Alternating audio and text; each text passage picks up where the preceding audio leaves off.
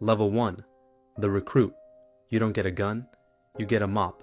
You show up before sunrise. The older men are still asleep. You clean around them. You don't make noise, you don't make eye contact. You wash cars, you run errands, you carry bags. You are a ghost with chores. The FES doesn't know your name yet. They know your face. That's enough for now. You sleep on a cot in a back room. You share it with 4 other recruits. You're hungry most nights. The food comes last to you. You don't complain. Complaining is weakness. Weakness gets you removed. You watch everything. You listen to every conversation you're allowed near. You study how the older men move, how they speak, how they carry themselves. You are learning. That is your only job. You make no money, you cost money. Every week you prove you're worth keeping around. Some recruits don't last a month. They get impatient. They ask for too much too soon. You don't ask for anything. You just show up, every single day. The vetting happens slowly. They need to know you won't talk. They need to know you won't steal. They need to know you won't panic when the police come. You understand none of this is explicitly tested. It's all observation. A man will walk past you and drop an envelope with 10,000 euros on a table. He'll leave the room. You'll stay at your mop. You won't look at it. You won't touch it. Later that day, the envelope is gone, and no one mentions it. This is the test. You passed because you never acknowledged its existence. Another recruit, a kid who lasted 2 weeks, saw that envelope and his eyes went wide. He was gone by evening. They drove him to the edge of the city and dropped him off with a warning. He was lucky. He wasn't a threat because he was stupid, not because he was smart. The family doesn't kill stupid recruits. Stupid recruits just disappear into normal life and no one cares. But smart recruits who can't keep their eyes still, those ones are dangerous. You learn to look at nothing. You learn to see everything. These are not contradictory skills. You learn them simultaneously. Your first 3 months, you don't speak unless spoken to. Your 4th month, someone asks you a question and you answer in 6 words or fewer. By month 6, you've graduated to full sentences, but only in response to direct questions. You never volunteer information. You never offer opinions. You have become a tool. Tools don't have opinions. Tools get used or they get put away. Level 2, Street Soldier. You have a territory now. It's small, maybe 2 blocks, maybe a market square, but it's yours to protect. Your job is simple. You collect. A shop owner owes the family 50 euros a week. You go to the door, you knock, you smile, you remind him. Most of them pay without a word. Some of them test you. You handle it.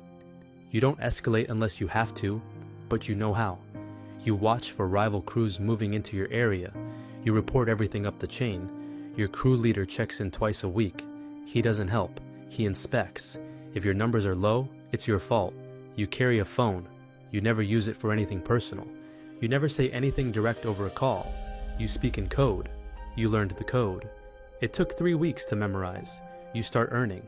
Not much, but something. You have a little cash for the first time. You buy better shoes. You want to buy a jacket. Your crew leader tells you to wait. Don't look like money yet. You're still too visible. The police know your face by now. That's normal. Every soldier gets flagged. You're on a list somewhere. You accept that. This is where men either grow or break. The territory is yours to protect, which means it's also yours to defend. You've seen what happens when someone pushes. A soldier 2 districts over didn't push back hard enough when a rival crew moved on his block. They found him in the river 3 days later. The message was sent and received. You are not that soldier. You are quick but measured. You notice a new face in the market asking about protection money before you move. You report it immediately. Your crew leader brings in 2 more men. The rival crew's recruitment attempt stops. No violence was necessary. You kept your territory without bloodshed. This is the kind of thinking that gets noticed. You also learn which business owners are informants. The baker on 7th Street always tips police when anything happens nearby. You know this because you watch the patterns. 2 hours after a minor incident, a police car appears. It happens every time. You report this too. The family decides what to do about it. You learn not to care about the outcome. Caring is a liability. You develop a routine. Same streets, same times, same people. Predictability keeps things peaceful. Surprises create problems. You're becoming reliable. Reliability is the currency that matters at this level. Level 3. The MIC, friend. That's what the title means. It sounds soft? It isn't. You are the bridge between the street crews and the men above them. You know everything happening on the ground. You also know enough about the top to be dangerous. That is why they trust you carefully. You coordinate. A crew in the Northern District has a problem with a supplier. You fix it. A payment dispute between two soldiers turns ugly. You sit them down. You resolve it before it reaches the boss. You keep the peace. Your job is to make sure small fires never reach the boss's ears as large ones. You attend meetings you don't speak at. You take notes in your head. You never write anything down. Your apartment is clean. No cash at home. No weapons at home. Nothing that connects you to anything. You have a legitimate job on paper. Import and export. You actually do some of the work. Maybe 30%. The rest is cover. The police have looked at your business twice. Both times, everything checked out. You are careful. Careful is how you got here. Your name has never appeared in a report. Not once. You intend to keep it that way. The MIC role is about translation. You speak the language of the street and the language of power. Street soldiers understand respect and territory. The bosses understand logistics and money and long-term sustainability. You help each turn into the other's framework. A soldier wants revenge against another crew. You explain why the boss would rather acquire their territory through business than gunfire. A boss wants to expand operations into a new city. You explain why the local soldiers might resist and what incentives would change their thinking. You become essential by being the person who understands everyone. This makes you a threat if you ever become unreliable. The previous MIC disappeared 4 years ago. No one discusses what happened to him. You've heard rumors. You don't ask questions. You assume he made a mistake and paid for it. You are determined not to make that mistake. Your wife thinks you work long hours in import and export. She's not wrong. You also know that the day you become compromised, her knowledge of this life becomes dangerous to her. You have made arrangements with your Kretar. Certain men know certain things about her location, her routines, her safety. These men understand that any harm to her would mean reprisals against them personally. This is how you protect her without telling her. Love and the organization exist in different spaces. You've learned to keep them separate. Level 4. Kretar, Underboss. You run a region. It covers 4 cities. Hundreds of men answer to you, but not directly. You never meet most of them. You don't want to. Distance is protection. You communicate through the MIC beneath you. You receive reports. You make decisions. A major shipment is coming through the port at Durrës. You approve the route. You approve the drivers. You approve the cut going to the dock workers. Everything passes through your hands without touching them. You sit in a restaurant you own legally. You drink coffee. You read the financial reports your accountant brings you. Your accountant believes he works for a logistics company. He is partially right. A rival family in the south has been pushing into your territory. You don't react fast. Fast reactions make mistakes. You watch them for 2 weeks. You learn their pattern. Then you send 3 men to buy the building where they operate. You don't threaten anyone. You buy their landlord. You raise their rent. You make their operation uncomfortable in ways they can't trace back to you. They move. You expand into what they left. You gain territory without a single phone call anyone could record. You are never in the same location twice in 1 week. Your driver changes every month. Your phones change every 2 weeks. You have 4 right now. You know which is which without looking. That stopped being something you had to think about years ago. It just became automatic. The Kretar position is where you stop being a man and become an institution. You have a title now that means you're accountable for entire regions. When a shipment fails to arrive at its destination, your head is on the line.